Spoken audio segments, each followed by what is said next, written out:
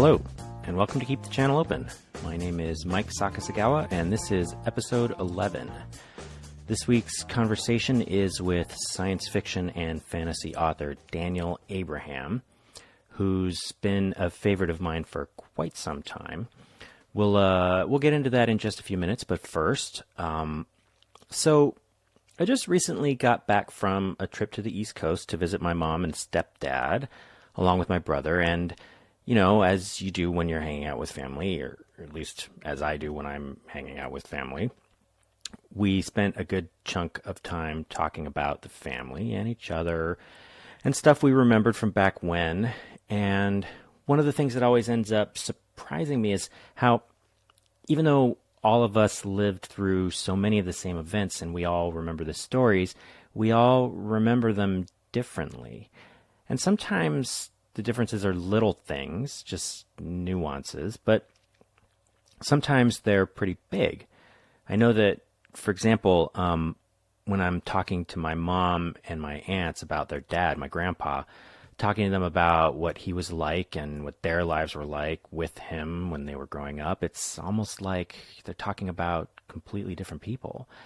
And it's interesting then when I talked to my brother about our grandpa, how the two of us, even though we have our own experiences with him, a lot of how we talk about him seems to be pretty strongly colored by how my mom remembers him.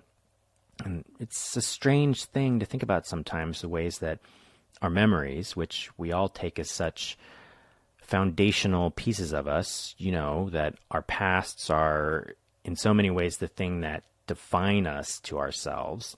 It's weird to think about how that memory can be flawed, or if not flawed, then maybe imperfect.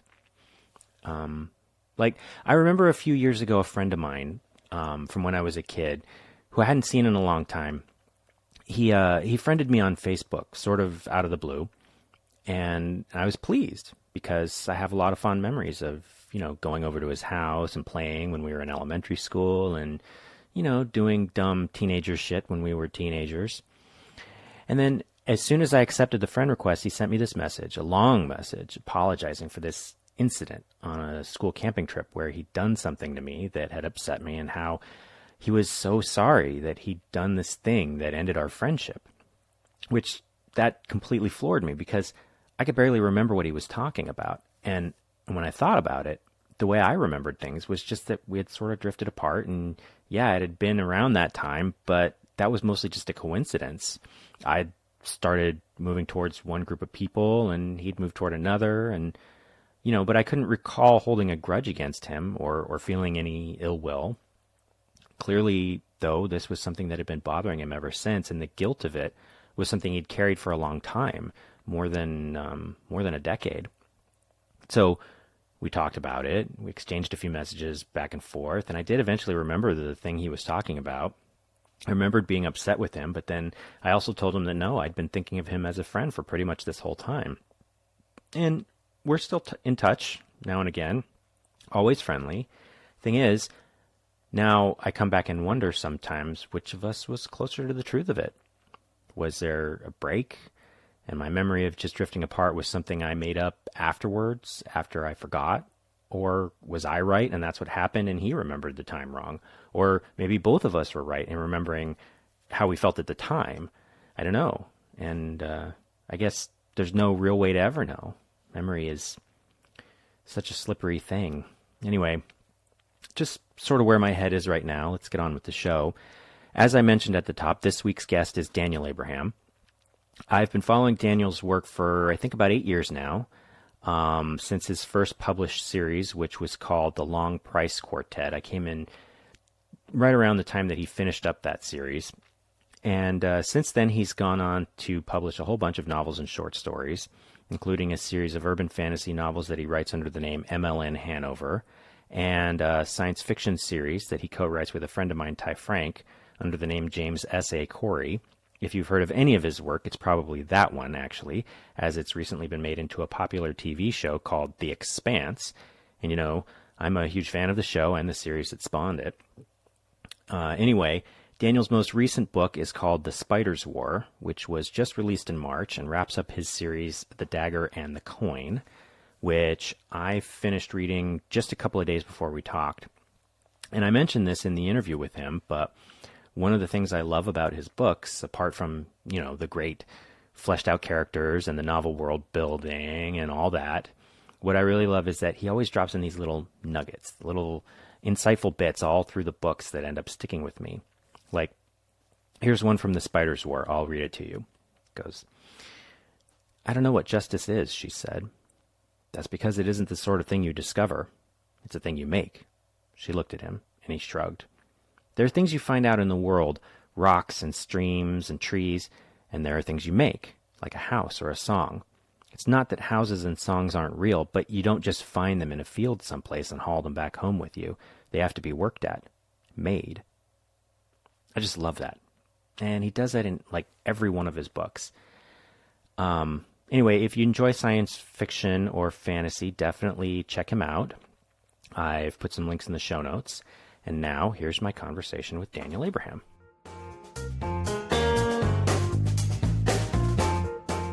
So I just finished reading The Spider's War a couple of days ago, and I really enjoyed it. So thank you for that. Cool. Glad it worked for you. I've been reading your work for a while now, and the first thing that I can recall reading of yours was The Long Price Quartet, and that would have been, I don't even know how long ago, a while ago. About 10 years. Yeah. I think I started reading that right after The Price of Spring came out.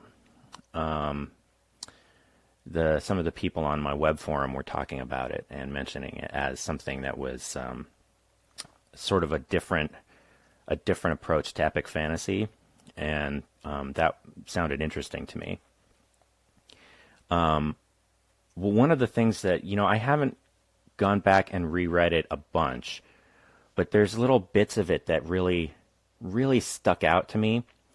That, there's this line, and I think it's at the beginning and the end of The Price of Spring, where, and I forget the names. I'm terrible at recalling details like that. But where the main character he's giving a eulogy, and he says, "We say that the flowers have come back, but that's not true. That the old flowers have died and new flowers have come back." And I just remember thinking, "Wow, that is really a good point." There's and little. It's the difference between returned and replaced. Mm-hmm. That the price of spring is paid. Yeah, and there are little nuggets like that all through your books that really stick with me long time after I'm done reading them, and I feel like that is. If that's that's the kind of thing that as a writer, I guess you'd want. But I've always just been really struck by these little bits of wisdom throughout your books here and there. Well, I'm always a little hesitant to agree to my own wisdom. That seems dangerous. But I'm glad there are bits of the book that stuck with you. I think the kind of the perfect book is the one you read in 2 days and remember in 2 years. Mm-hmm. And it's kind of hard to do both of those at the same time. So if there are bits of it that have actually clung on and stayed there, that's wonderful to hear. Mm-hmm. Yeah. It seems like, I've read your blog for a while as well, and it seems like you've written some sort of little discussions or little breakdowns of epic fantasy as a genre. Mm-hmm. And reading your thoughts on the genre as in general, and then your approach to that genre as a writer. It seems like you have an interest in not just repeating the genre tropes, but in in sort of taking them in a different direction. I mean, any time you're writing in a genre, there's some aspect of communication with the rest of the works in that body. But Absolutely, yeah. But and you know, with your work, it seems like, well, I mean, this actually gets at a couple of different things that I was thinking about, because, you know, genre fiction in particular, science fiction and fantasy, are something that as a reader, a lot of people come to it for a sense of familiarity. So it seems like walking that balance between doing something different, like consciously doing something different, and also without alienating the readers, would be a sort of a fine line, tight line to walk. Yeah, I think that there's actually a variety of reasons that people come to literature in general. I mean, when I came to fantasy and science fiction the first time, I was 10, 11, 12. And what I was really looking for there was novelty and experience, kind of a vicarious experience through that book or any other book or whatever I could, you know, shove in my eye holes. And it is something that happens, I think, as we get older. We start reading more for comfort and more for familiarity and more for the ride that we knew we were going to get when we stepped on. With the Long Price Quartet, I was very consciously trying to do something that hadn't been done before. Mm-hmm. I was trying to come in and say, okay, here's a structure I haven't seen. Here's a setting I haven't seen. Here's a story I haven't seen. I'm gonna make my mark by doing something really out there. And you know, it was as successful as it was. And the Dagger and the Coin was an attempt to come a little closer to what the genre's roots were. And I don't know how close I got to that, actually. I really, you know, that was my, you know, by gum, we're going to have an evil god and a magic sword and a dragon and epic quests, and that's what we're going to do. And this is what I did with that. Yeah. So, unfortunately, it's all going to be filtered through my head. There's no way to get away from that. Yeah. Well, I mean, as I said, I just finished reading the Dagger and the Coin series, and certainly it is striking the difference between that and the Long Price Quartet in terms of stuff like setting and some of the narrative structures. But even there, I know you've talked about this elsewhere before, that that part of the inspiration for that series was in something that a book you'd read about Renaissance banking. Yeah, Medici money. Yeah. Tim Parks. Man, can that guy write. Yeah, it just, I mean, that's not, so even though you're taking a setting that is a lot closer to this sort of stereotypical epic fantasy sort of, you know, alternate European kind of setting, that the way that you put so much economic stuff in there in a way that doesn't feel out of place or boring or dry, I mean, that's a pretty different take on epic fantasy. There's been a lot of folks who've been playing with the idea of taking the farm boy chosen of prophecy out and putting someone else in his place. Mm-hmm. Changes the story. Kushiel's Dart was the one that I think that I was thinking about when I was starting that, because there's a story where, you know, you have a very recognizable European medieval Renaissance culture and not a farm boy. Mm-hmm. It's not. You put a woman in there with a very different set of talents, and it winds up being a very different story. Yeah, definitely. The other thing that I was thinking when I was starting the Dagger and the Coin, in addition to wanting to do a more traditional epic fantasy, was that I wanted to make it with stuff that really turned my crank. Mm-hmm. I'm a big fan of Babylon 5. Right. And the wonderful thing about Babylon 5 is every cool thing they could find, everything they loved, they just took it and filed the VIN number off, sorta, and threw it in there and just ran with it.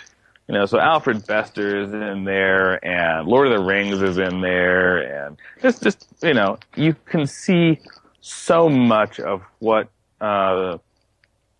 Straczynski's enthusiasms were Mm-hmm. by what he chose to put there. Mm-hmm. I thought that was a really great idea, and I was really turned on by medieval banking, and I was really turned on by there's a guy named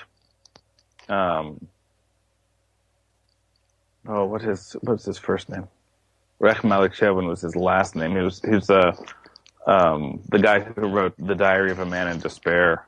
And I grabbed him for Dawson Calliam and threw him in.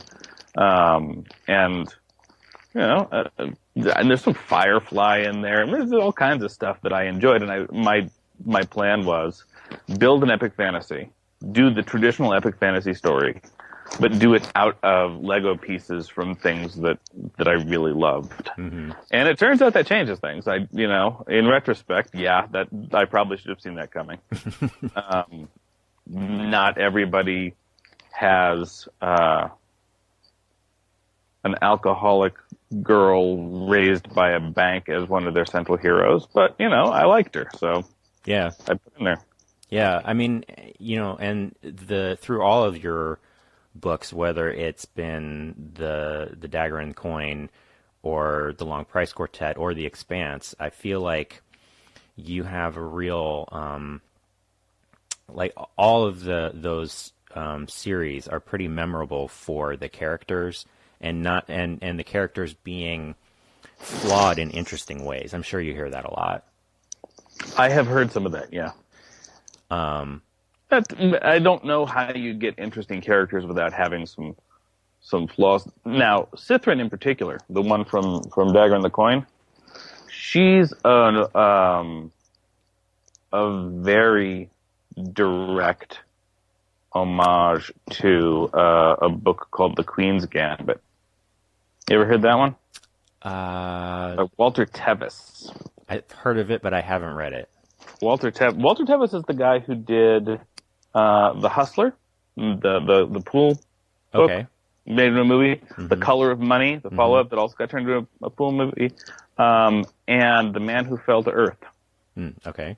So that he has this really weird range, but he did one about chess, and he did one about a chess prodigy who was fiercely talented and also really fond of pills.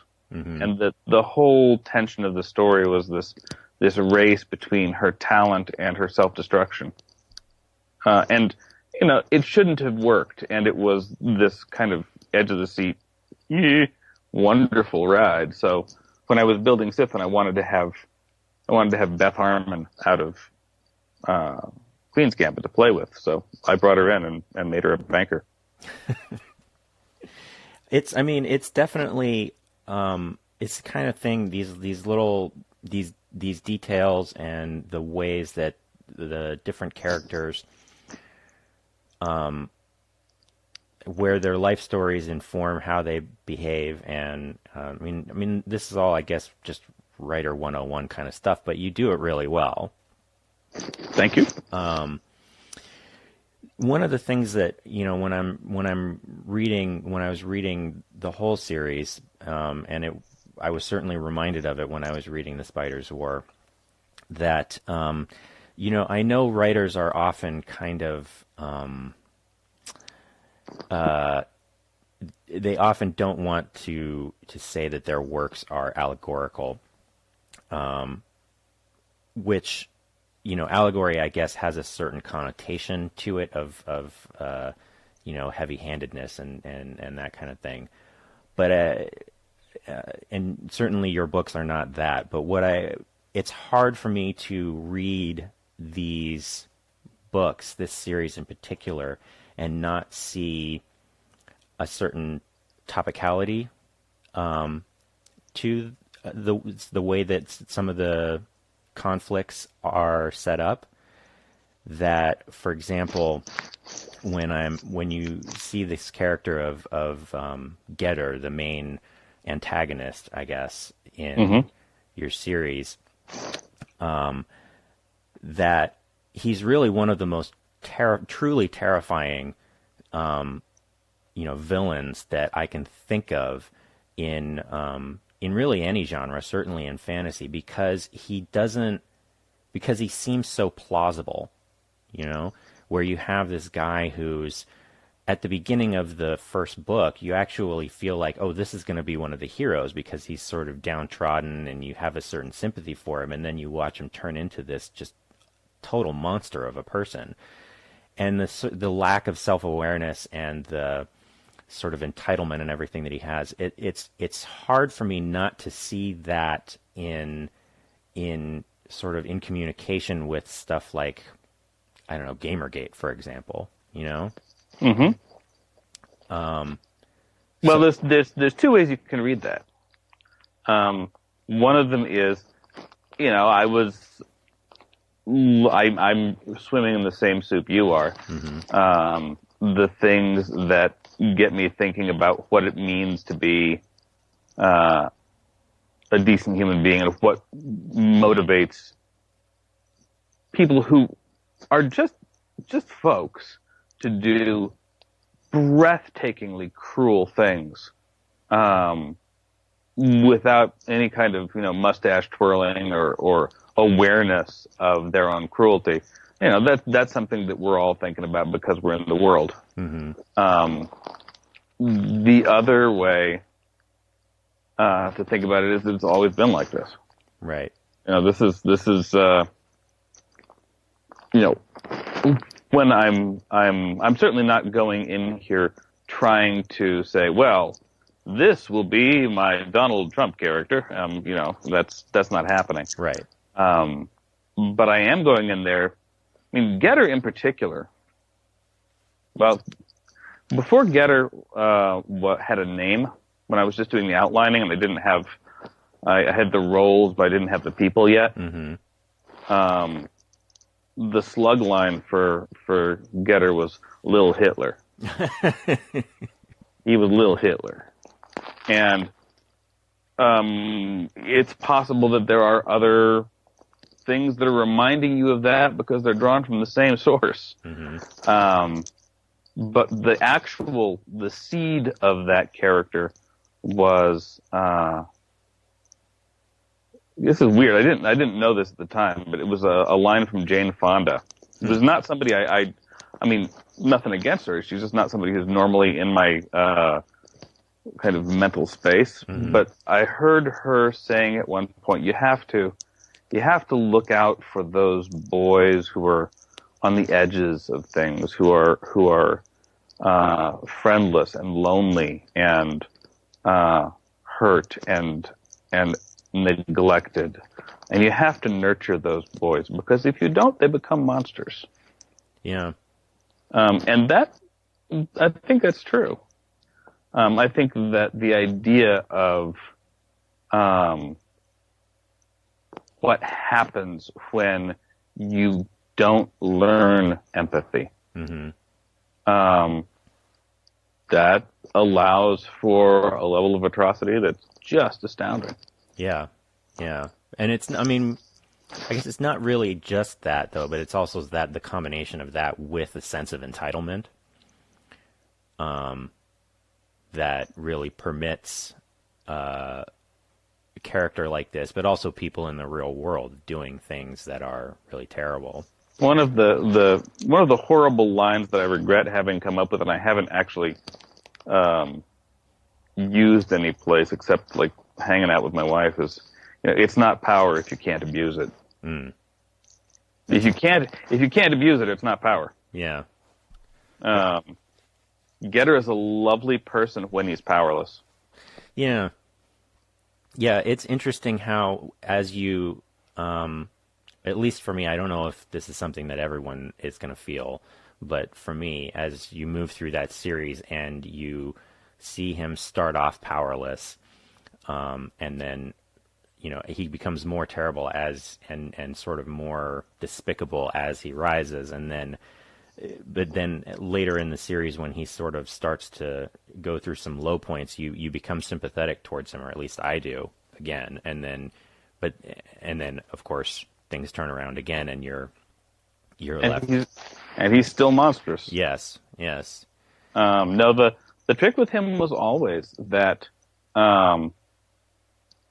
he is absolutely in power, and he is absolutely ruthless and cruel, and he's also really lonely and awkward, and ashamed of himself in petty ways. One of the kind of notes in there about him that I really thought was telling for that character was that he wouldn't let the royal servants dress him, even when he became the Lord Regent, essentially the king. He didn't want them to see him naked. He was embarrassed. Right. That's who he is. He's just not, he's not clear. He's not aware of what other people actually see when they look at him, and it hurts him that they don't like him, even when he's in the process of committing war crimes. Yeah. And when he's committing war crimes, he's traumatized by it. He's traumatized by the things he's doing. Yeah. Although tellingly, he never he's never aware enough. Even late in this sort of after he's had these revelations, or he feels like he's had these revelations towards the end, where he never really has enough awareness to not put the blame on himself, even though he's traumatized by these things that he's doing, these choices that he's made. He always sees it as someone else's. Well, he wouldn't have traumatized himself. Right. They made him do it. They put him in the position where he had to. Mm-hmm. It was terrible, and he was duped and tricked. And no, he will go down to hell blaming somebody else for everything he did. Yeah, and I guess the reason that it's such a potent storyline is because it is so applicable. And I guess you're right. That kind of personality and that kind of evil has been around forever, but it's caught a certain amount of attention in the mainstream more recently, seems like. Not just Gamergate. I mean, it goes back farther than that, because I think you could go back even as far as Columbine and have a similar kind of narrative coming out of that. It does sort of make you wonder whether that is whether we can learn anything from that, whether we have learned anything from that. My guess is that you and I are of an age. We're a peer group. My bet is that if you went to my parents with that story, they would have examples of it from before Columbine. If you went to their parents, they'd have examples of that going back to the 1920s. Mm-hmm. I believe that human technology progresses, but I'm not convinced that the essentials of human nature change a whole lot. Yeah. Yeah. It's kind of a... Yeah, it's beautiful and it's awful. Yeah. It's, I think about, like post-humanism and what it would be to have our technology take us to the point where we're no longer human. But, as long as we're all trying, as long as all the guys are trying to jockey to sit next to the cute girl, we're still human. It doesn't matter what the implants are when we're doing it. Yeah. A post-human world would be one where, we had an absolute sense of accomplishment instead of a relative one. So we weren't, going, oh, I have everything I need. I have one, instead of, oh, but Joe has more than me. Yeah. That would be inhuman. That would be an inhuman thought.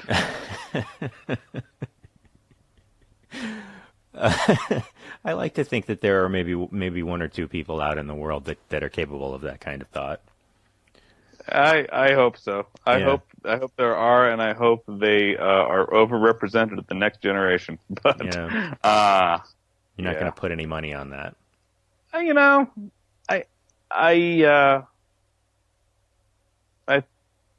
think as an organism we're surprisingly consistent. Yeah. Well, when you talk about human nature, it's terrible and beautiful. That was another thing that jumped out at me. This from the Spider's War. It's almost like a throwaway line. Some of these little nuggets, like you could take them out, and you wouldn't necessarily even know they were gone because they're not necessarily serving a plot function. But like there's this point where Master Kit and Marcus are talking. And Kit's had a few drinks, and he's got this theory about why the stories that we tell are all about awful things, about war and about fighting and suffering and things. And his theory is that it's because those are the things that are not normal, and that people being nice to each other and people having normal, decent lives is so commonplace that you don't find it extraordinary, and so why tell a story about it? I mean, those little things, it really, it makes you cock your head a little bit and go, huh, I never really thought about that in that way. There's a certain optimism to that character in particular that serves as a really nice foil to some of the darker elements. Yeah, Master Kit is my optimist. He's the one who is absolutely in love with the world. Mm-hmm. In love with the world and seeing its flaws and in love with the world because he's the one who can see all of its flaws. Mm-hmm. Because he is the one who is moving through the world and who knows when everybody is lying and what they're lying about. He gets to peek in the back of everybody's head without them even knowing it. And there was this idea, I don't remember even where I heard it. There was an idea that if you really completely know somebody, if you really totally understand them, you can't help loving them. You can't stand in judgment over them anymore. That sounds really fun. It almost sounds like something that might have been added, like Stranger in a Strange Land or something like that. Yeah, I don't know where I got it. It was one of those things that's floating around, but that seemed true to me. Mm-hmm. And Kit's the one who's there who can tell. There was an earlier book in the series where he talks about a mother with a child, and the mother telling the child that she loves it and lying. Mm-hmm. And how beautiful it is that she can lie, that she knows that it's supposed to be there, and that she can, even if it's not true, that there's that impulse that it should be true. Right. And that's the kid is the guy who's in love with complexity and doubt. Mm-hmm. And uncertainty. Yeah. And who finds a real beauty in that. And that's me on my best days. He is absolutely me on my best days. On my best days, that's totally who I want to be. Yeah. I mean, most of my worst days I'm Getter. I know that too. It's, I guess there's not really any way to be able to write a character convincingly if you don't have some aspect of that inside yourself. Well, fortunately, we're all really complicated. Mm-hmm. So there's a pretty broad depth of experience that any of us can draw from if we sit with it for a while. Right. We're all enough different people that I can draw from being an adolescent boy and write Getter. I can draw from, my aspirational self and write Kit. And that those are part of the joy of the job. Mm-hmm. You get to say, oh, people are like this, and they're like this, and they're like this, and they're like this, and they're like this. Yeah. So do you find that, what am I trying to say here? This is sort of shifting gears a little bit, because the other major thing that you are known for these days is the Expanse. Yes, I I know you and Ty are really busy these days, with all things Expanse. We're all definitely excited for the show and excited for the series to be continuing. Yeah, that's going to be awesome. I've seen what we're doing for season 2. It's going to be great. Yeah, I mean, yeah. I definitely, we were all of us people who have been here from the beginning. We were all a little apprehensive when we found out that it was going to SyFy.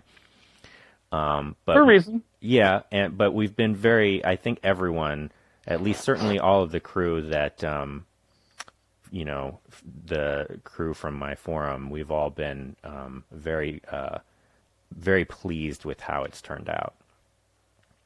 Me too. Yeah, I'm.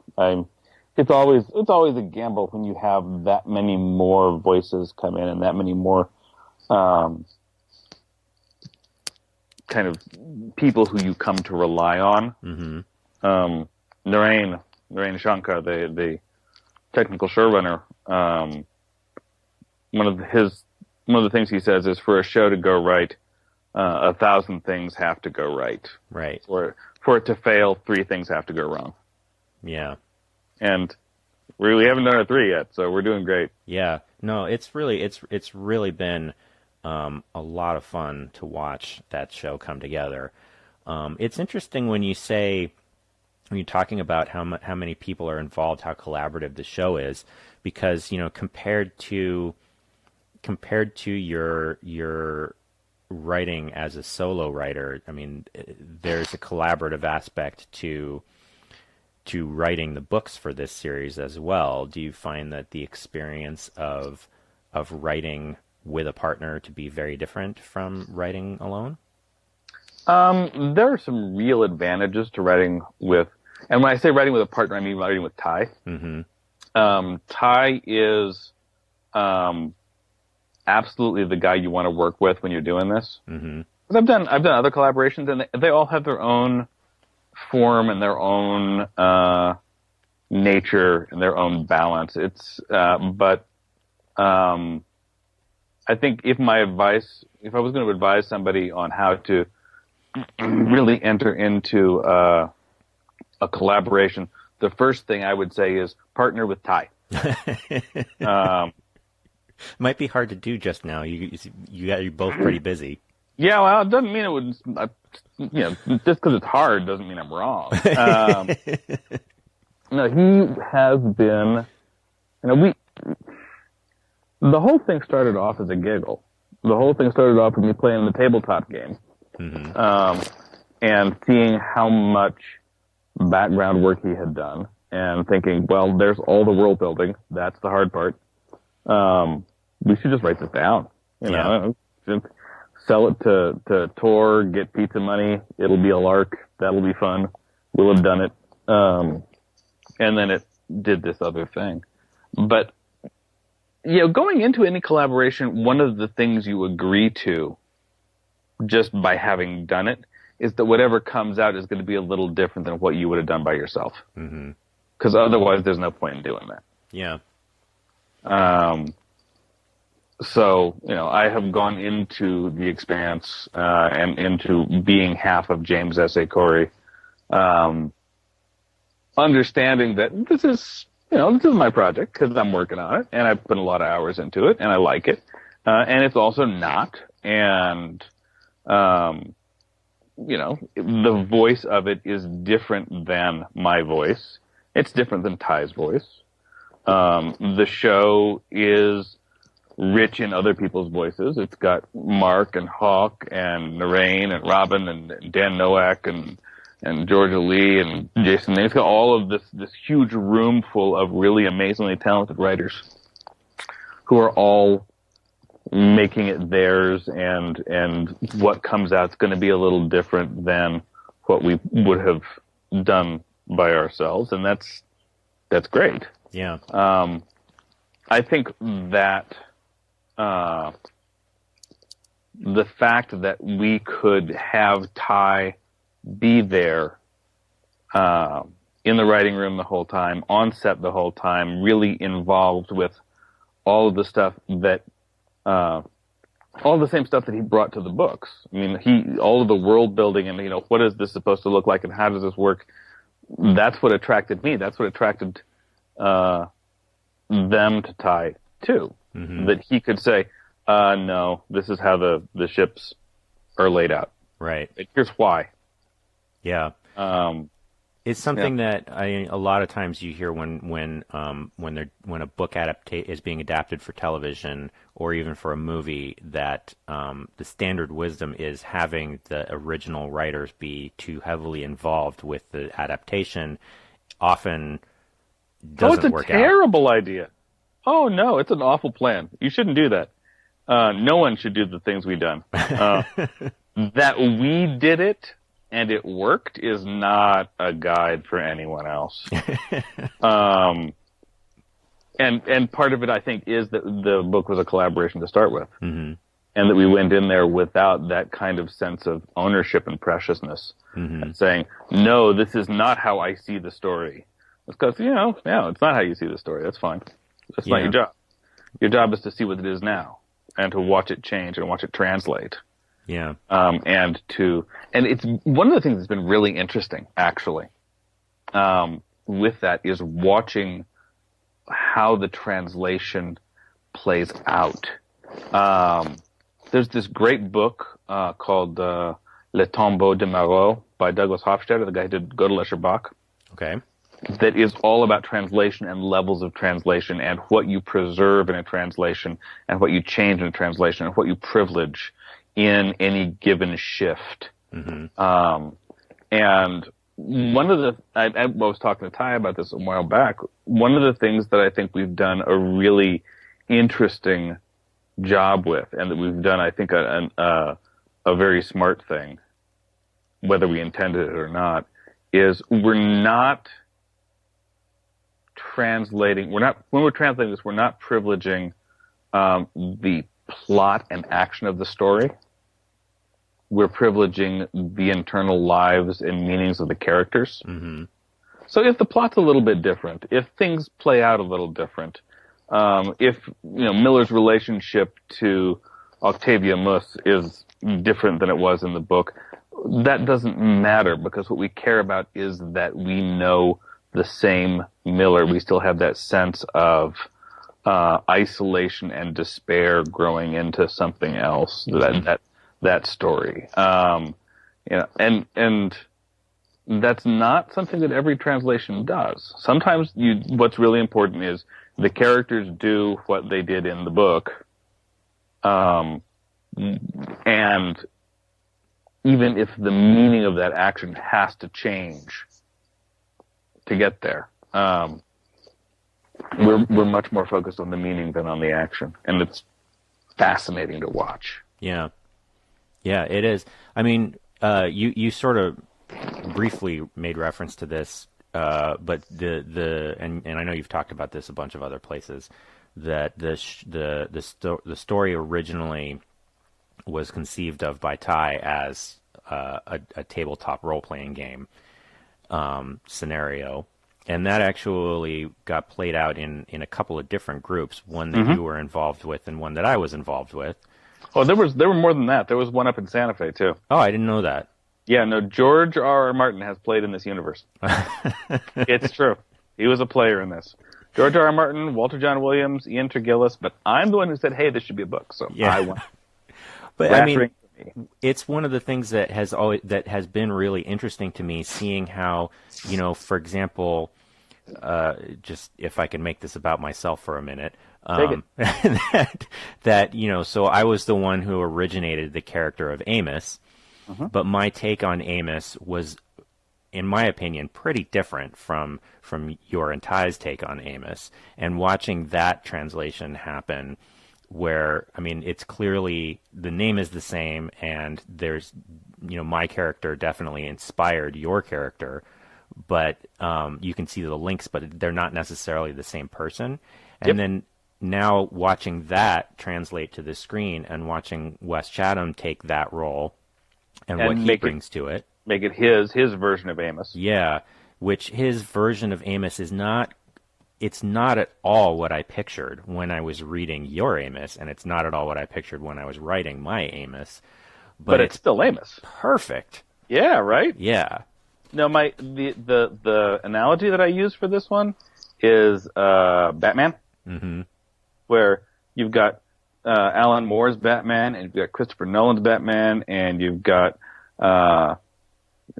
Frank Miller's Batman, and you've got Batman 66, and they're all Batman, but they're completely different. Yeah.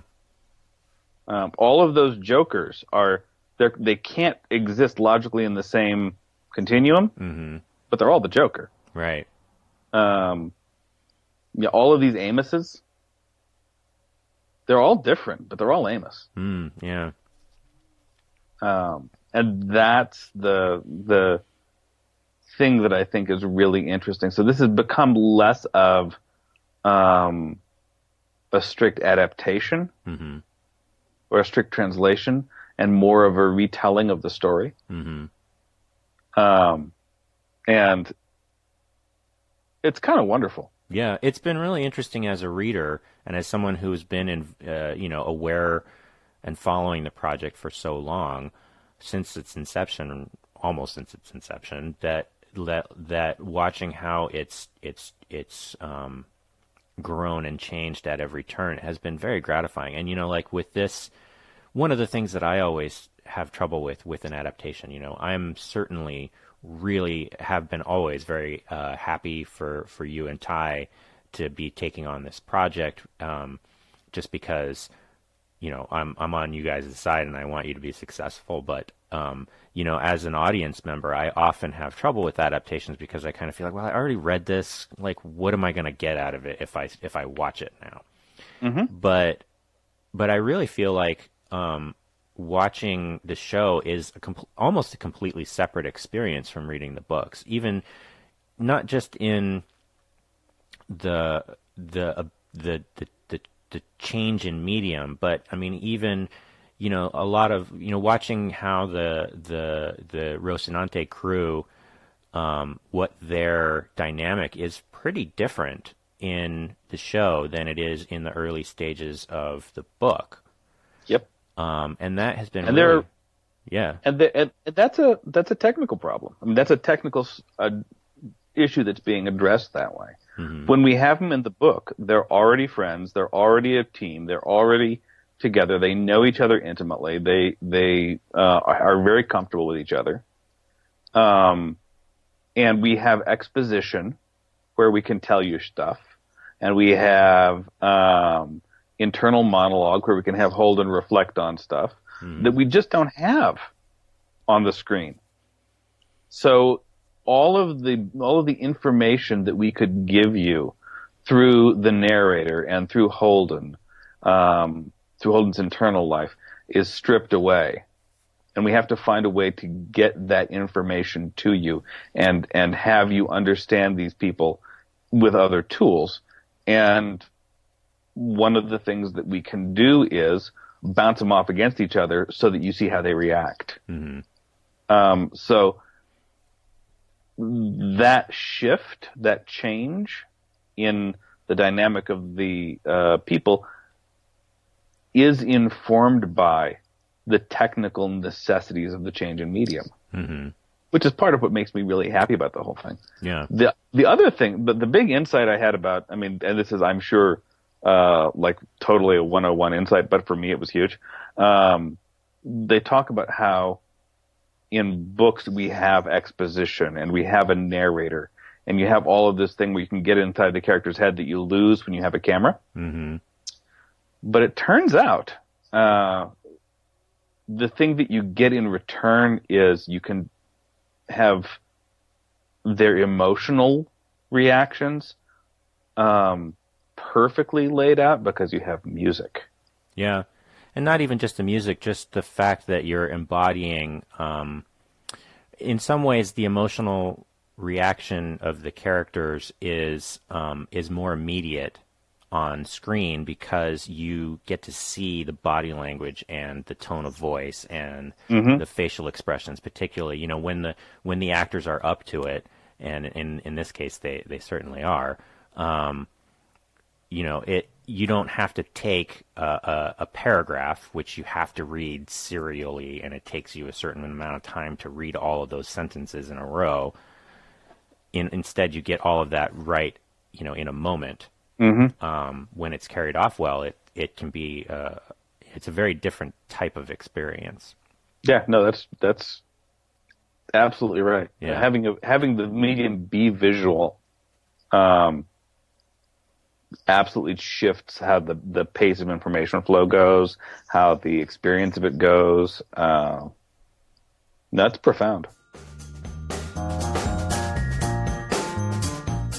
So we should probably switch gears Right. and head into the second segment. What you mentioned a book. Yeah, I was talking about a book, and this actually will wind up playing back into a bunch of the stuff we'd talked about with like the Dagger and the Coin, and probably with the Expanse too. There's a book called Homo Ludens, and it's by a guy named Johan Huizinga, who is most of his career was as a medievalist, and he had this sort of side project where he was looking at play behavior as the root of all human culture. And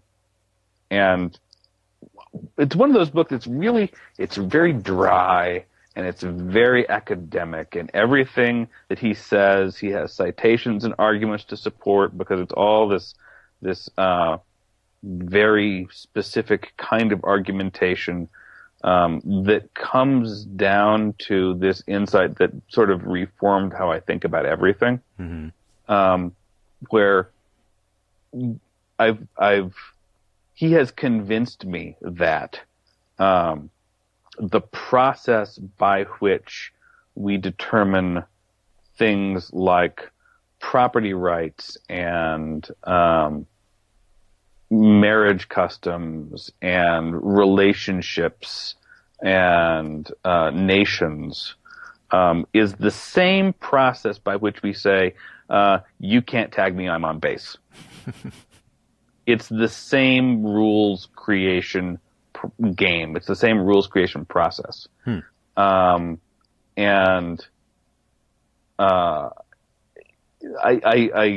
guess my kind of cooked down formulation of it was that there's two kinds of properties that a thing can have. You can either have a physical property or it can have a narrative property. And physical properties are things like, you know, the wavelength of the light that's being bounced off it, the how fast it drops when you let go. And narrative properties are pretty much everything else. And mostly we live in the narrative properties. Most of what we experience is a kind of play behavior. And that human beings, the thing that makes human beings different from other animals is that human beings make crap up and then forget that it wasn't true. You know, my dog doesn't, you know, she's very unclear on taxation rates. Yeah. She's very unclear on the idea of ownership, except in that, you know, I'll get upset if she eats my sandwich. But that idea of storytelling and collaborative rules and magic being at the root of everything. I'm going to rant for a second. Okay. One of the applications I had of this that came out was the idea of money as a kind of ritual magic. Because in magic, if you're looking at the D&D kind of thing, it's where you say the guy says fireball and then there's a fireball. Mm-hmm. And if it takes two people, they both have to say fireball and then there's a fireball. It's still magic, right? You need more than one person to do the ritual, but it still does. Money is where everybody has said this piece of metal is abstract value. Mm-hmm. And then because they've all said it, it is.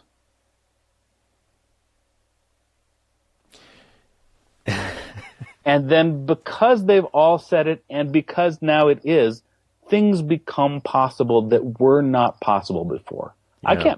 I can't make a light bulb. There's no way. It is not in my capacity to make a light bulb or a pencil. I don't have the skill set to do that, but I can buy them so cheap it's trivial. Yeah. Because we've all made this group agreement. Yeah. That's definitely one of the things that comes up in a couple of the later books in the Dagger and Coin. It sort of does, because she switches to paper. Mm-hmm. But before that, it was gold. Yeah. Gold's just as silly. I mean, gold's a soft metal, won't keep an edge. It's pretty.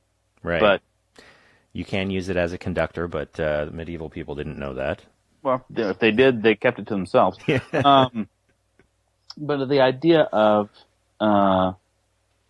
that process being at the root of so much stuff, and I have a science background. I had a biology degree when I was doing that, and you think of science as being outside of that.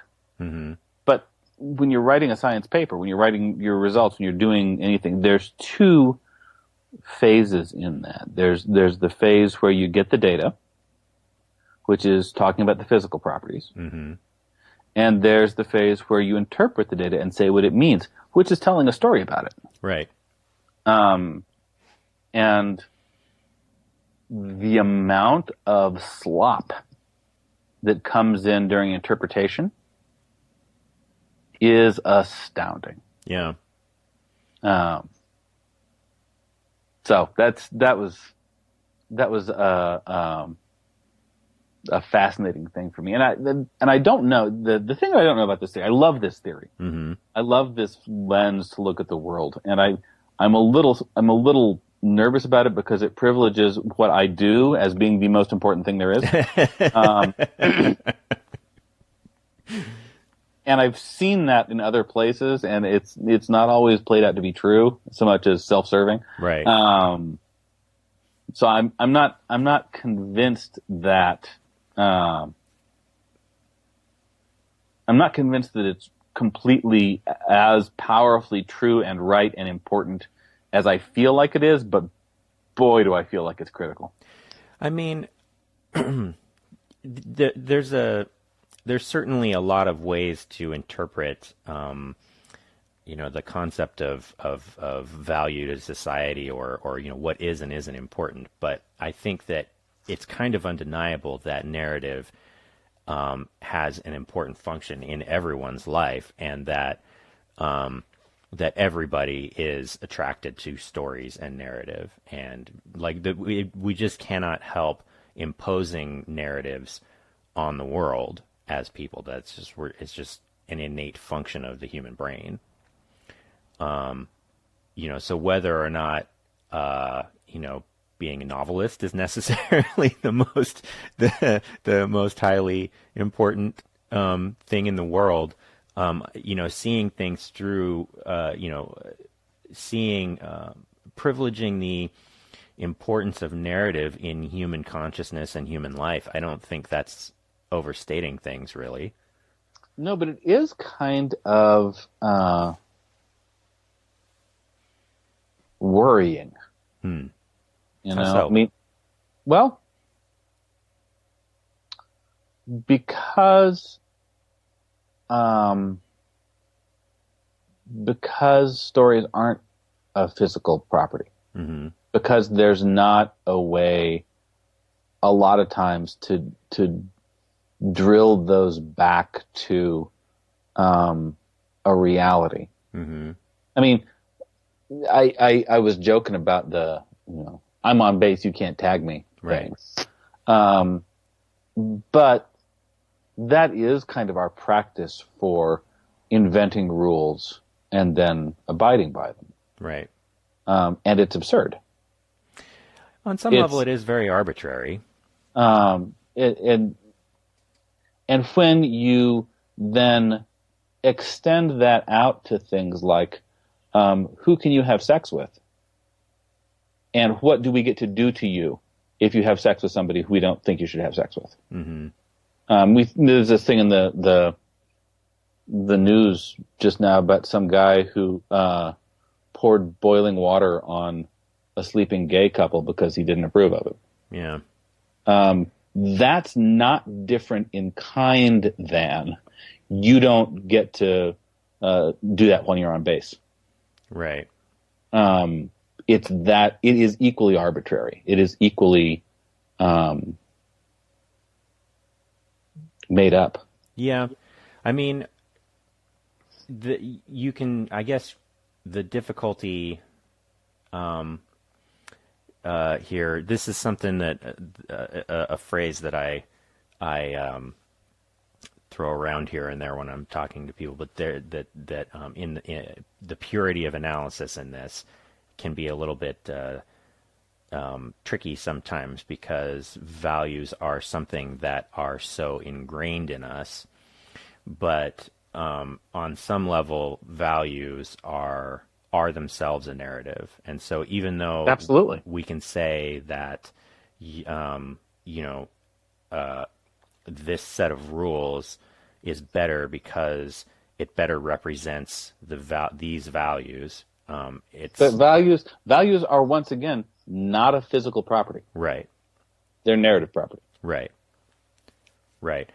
So, but I mean, so I guess, on the one hand, you could take that as worrying, insofar as, it's certainly possible for a bad narrative or a harmful narrative to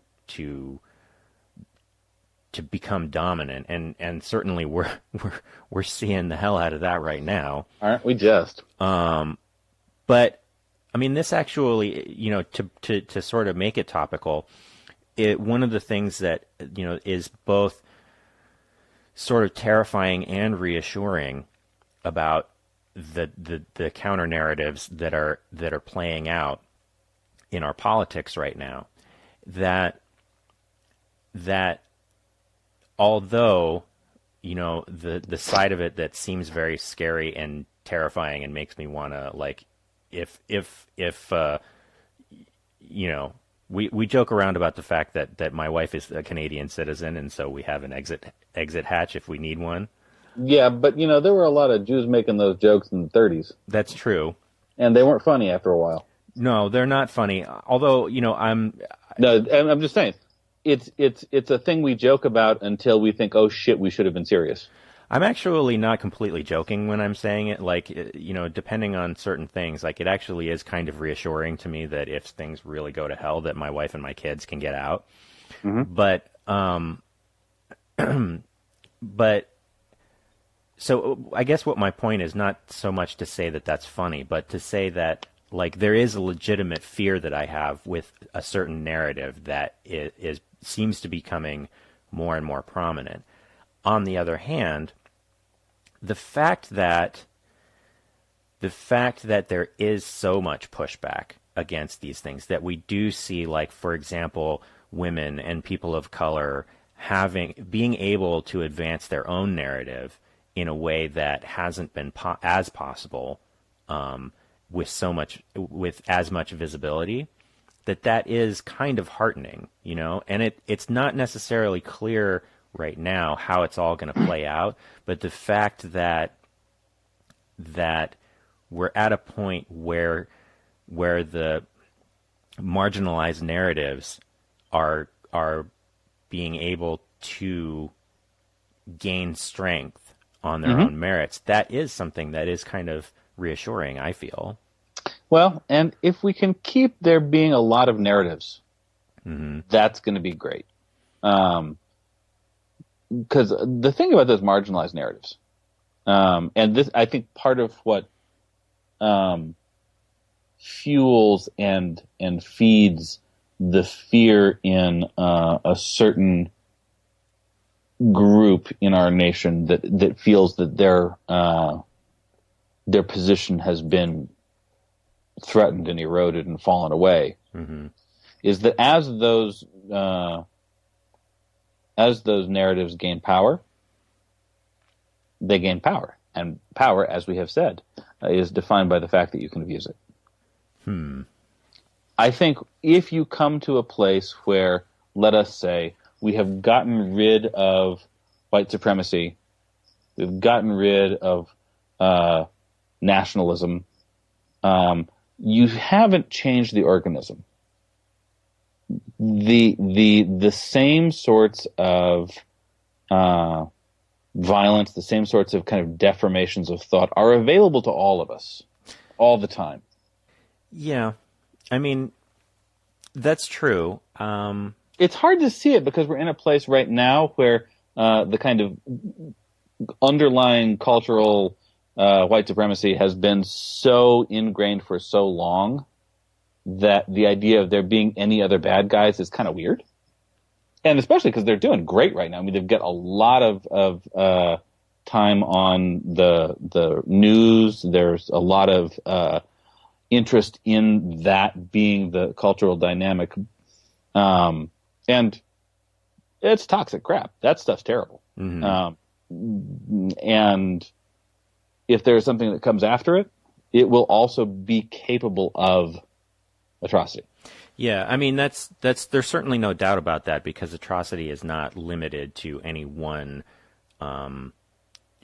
type of person throughout the world's history. By the way, type of person, also a narrative quality. Well, yeah, sure, sure. Although, so I mean, just to sort of finish my thought there, just on the one hand, I'm not sure spending a ton of time at the current moment worrying about what would happen after white supremacy is like, you're right. Is like, I mean, because we're not really close to that happening. Oh. But yeah, I mean, in the abstract, I would certainly agree with that, and it is something that would be, one would need to be mindful of in that scenario, and hopefully a more pluralistic society would be one that would hopefully avoid some of the worst expressions of that. So to channel Master Kit for a second, and be optimistic and in love with the world. The thing that I think has been the most hopeful thing about humanity isn't that we've been able to overcome tribalism. We haven't been able to overcome tribalism. We're totally a tribalist species. It's what we do. But we've been able to push out the definition so far. We've been able to include so many more people inside of the tribe that it's gotten to. We're a nation of what, 300 million people? Something like that, 350. Yeah, and there is a way that we can say, no, we are all one people. Sort of. It's not great. It's not perfect. But that impulse to making the tribe wider, to pushing back so that there are fewer and fewer and fewer people on the outside. And you see that now, too. You see that with people who are looking at the Syrian refugees, for example, and saying, no, these are just folks like us. They should be treated well. And there's a whole bunch of people who aren't saying that. Right. the one impulse where you can say no, no, the narrative, the rules for who is and isn't, who does and doesn't count, are flexible.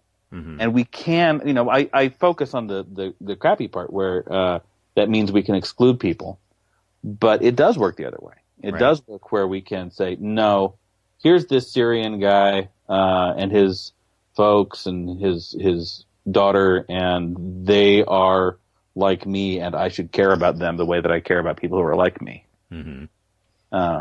That impulse also exists. Yeah. I mean, it's sort of, and it's winning. It's winning. It has won over history. We are way more, just in sheer numbers. Our tribes are larger and more inclusive now than they were. Mm-hmm. It is sort of in some ways, like when I'm being optimistic, I want to see things that way. When I'm being less optimistic, I will feel that, certainly we're not as monolithic as that point of view might suggest. Well, that point of view has some dangers too. Yeah. I mean, the idea of where we're all part of the same tribe, and therefore you should all be like me. Yeah. We're all part of the same tribe, and therefore we should erase the differences between us. Yeah. This is the question of assimilation, right? Mm-hmm. When the immigrant family moves to America, do they only speak English? Do they lose their language? Right. Is that a good thing or a bad thing, or should we all be learning all of the languages that have come to America too? Who are we? Yeah. And I think right now we're in a tremendous moment of, as a nation, of trying to figure out who and what we are. Yeah. Yeah, I would agree with that. And, on like you say, on the good days, I'm optimistic. On the bad days, I'm kind of scared. But, we might be terrible people. I think in many cases it's certain that we are. Yeah. And yet, there's a lot more cities and neighborhoods and schools and churches that aren't in riot than are. Yeah. This goes back to the Master Kit thing, I know, but most people, most of the day, the thing that is most traumatizing to them is the news, is the narrative, is these images that we're feeding into ourselves, and these stories that we're telling ourselves about how scary and awful it is. Because the fact of the matter is, if I walk out of my house and I go down to the restaurant at the end of the street that the Palestinian guys are running, they've got this great hummus, and then right across the street is Chabad, and they've got the kosher deli there, and everybody gets along just fine. Mm-hmm. In my experience is much more benign. Yeah. Than the story I hear. Yeah. I mean, and I think that there's some truth to that, although it's also worth noting that, like, people like you and me exist on, certainly off to one end of a scale of privilege where we don't have to worry about a lot of stuff. Yeah, I'm not going to get pulled over just because of the color of my skin. Right. There are certainly people out there who are dealing with traumas that I don't have to deal with on a fairly regular basis. I'm not worried about being assaulted. Right. Yeah. But then on the other hand, I think even in communities that are less privileged than the one that I live in, that there is still, there are still people are bound to have empathy in their lives and connection in their lives as well as conflict. Mm-hmm. Yeah. So and part of the job of a news media is to generate drama, and to generate fear, and to generate things that are going to keep us coming back to CNN, for purely capitalistic commercial reasons. Sure. So there's a feedback loop in that narrative where you're saying it's scary. It's scary because it's scary, and it's also good business that it's scary. Right.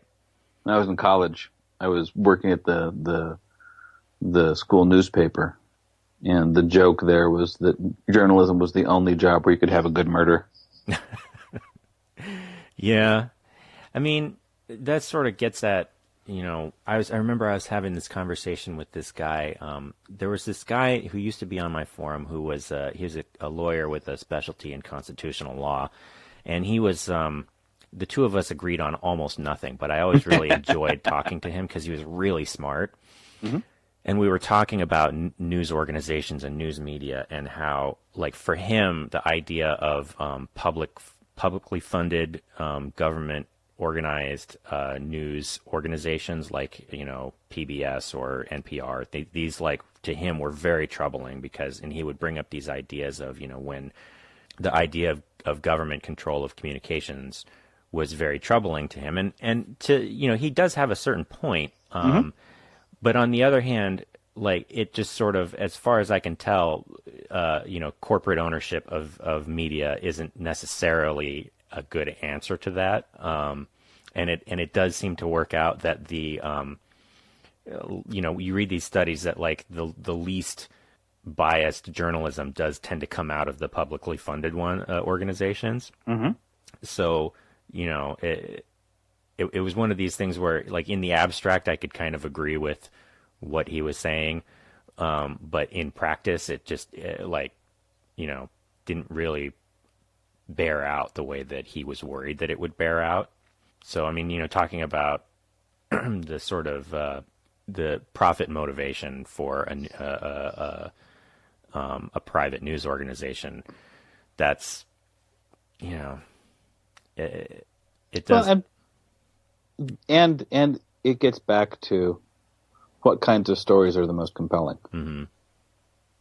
I mean, as soon as whether you have put a profit motive on there in terms of dollars, a very strict kind of definition to that, or whether you're talking about profit in terms of achieving your ends as a government, or whether you're willing to extend that as far as, what kinds of things will get me the most listeners or viewers, or increase my popularity and my social capital, absent anything else.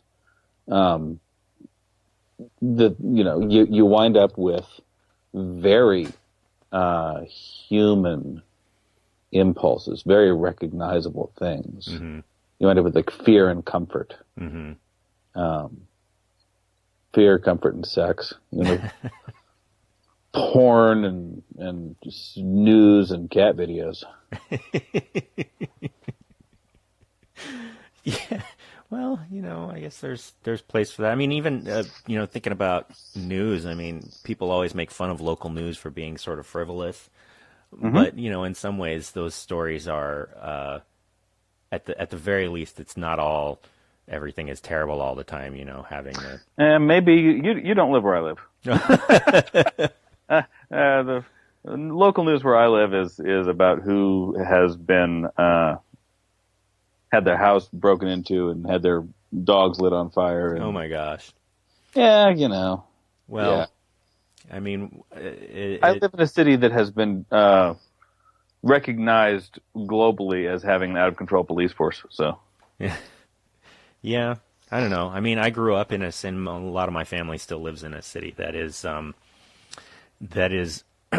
a lot of national lists for, worst, most violent cities or why something. would you be there? Yeah. Yeah.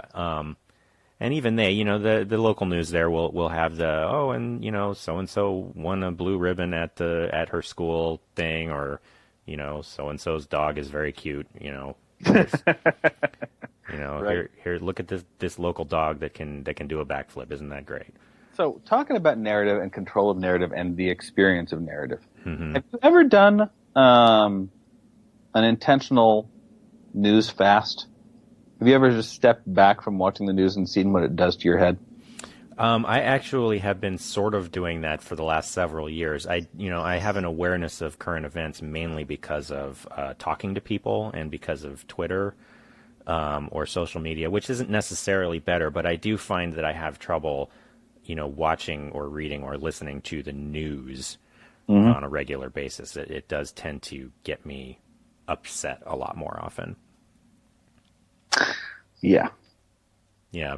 Well, hopefully, when we talk about, what kinds of, news media necessarily or catering to what kinds of stories are going to be popular or, quick and easy to digest without necessarily involving a lot of nuance or thinking. I mean, that's one of the reasons why I enjoy podcasting so much and why I wanted to have my own show, why I enjoy both as a listener and as a maker. Hopefully there's an opportunity there to have conversations with a little more thought behind them.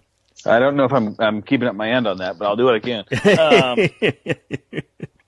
No, I think about the way that the narratives inform my experience, and I was reading a different book that was talking about the way that the news has taken over the function of the church, the way that it has become the common shared narrative and the way to determine what is important in a secular society. That's interesting. Yeah, it's interesting, and I thought that was a pretty sound insight, but it didn't make me want to go watch the news. Yeah. I think I feel like I read a lot of things about this thing is the new thing that we do instead of church, or instead of religion or whatever. Although to that point, I think that's another thing where it's just my experience of life in the world is not necessarily the same, because I know a lot of people that church is still pretty big. Yeah, and the nice thing about church is that it does provide this narrative of community. Mm-hmm. It does provide this place in which you can have somebody there who is saying what's important, what narrative about the world is the one that you should be paying attention to, the one that you should be taking in, the one that you should be living with.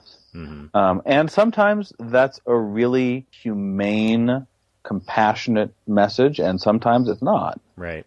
In that, my guess is that there's probably more churches out there calling for humanity and compassion and the fellowship than there are, say, news outlets. Yeah, could be.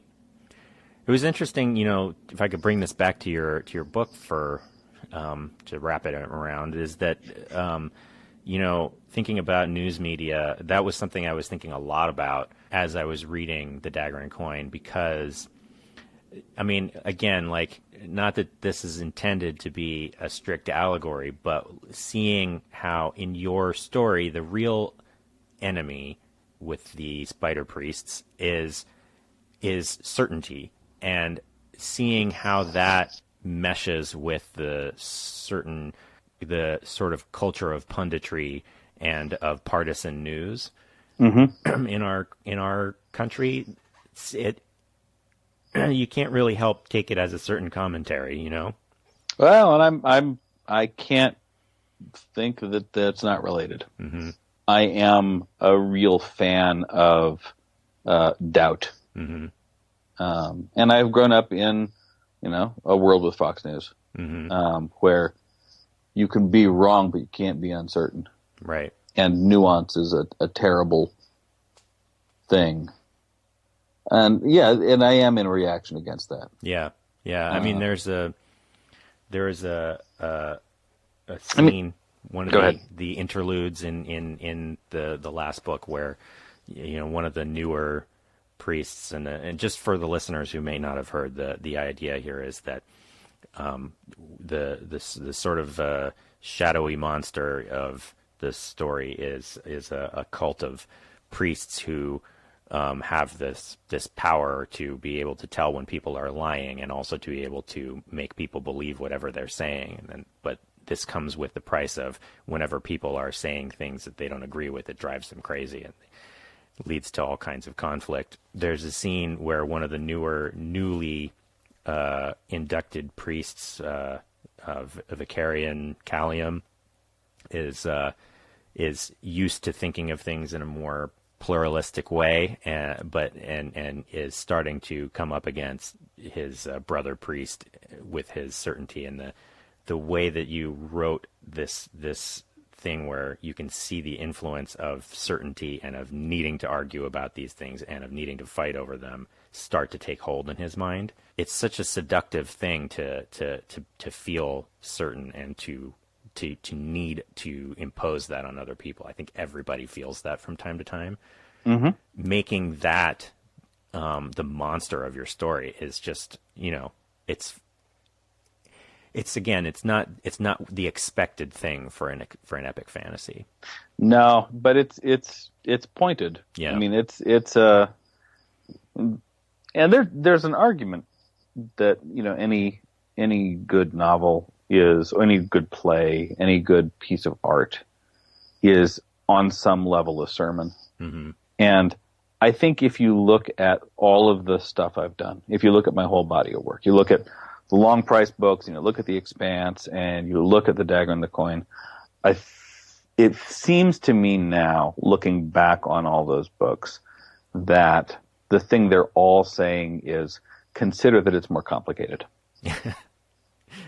Just sit with the idea that maybe this is complicated. Yeah. The narrative of the good and evil, and good will triumph over evil, or not, or whatever, is really emotionally unsatisfying to me. Yeah. The idea that, and wherever that plays out, it's not something that sits well with me. Yeah. Well, I think that is an excellent place to wrap up. Let's all just sit with the complexities. That sounds good. Okay. I really appreciate you taking the time being on the show. Thank you very much. Thank you for having me. I hope I haven't made too much of an ass of myself, but we'll... Not at all. I'll see you when it comes out. Yeah. All right. So that was my conversation with Daniel Abraham. What do you folks think? Did he hold up his end? I think so. Anyway, his new book, The Spider's War, is available wherever books are sold. I can give that whole series my honest recommendation. And hey, if you're going to go pick up a copy, maybe consider buying it at your local bookstore. Support a local business. If you have any comments or questions, you can email me at podcast@keepthechannelopen.com. You can also find me and the show on Twitter @ChannelOpenPod or on Facebook at facebook.com/keepthechanneleopen. If you like what we're doing here, please subscribe, leave a review on iTunes or wherever you get your podcasts. Our theme music is by Poddington Bear. You can find more of his music available for licensing at soundofpicture.com. Next week's guest will be photographer Andy Schreiber. I'm sure that's going to be a good one. Until then, remember, keep the channel open.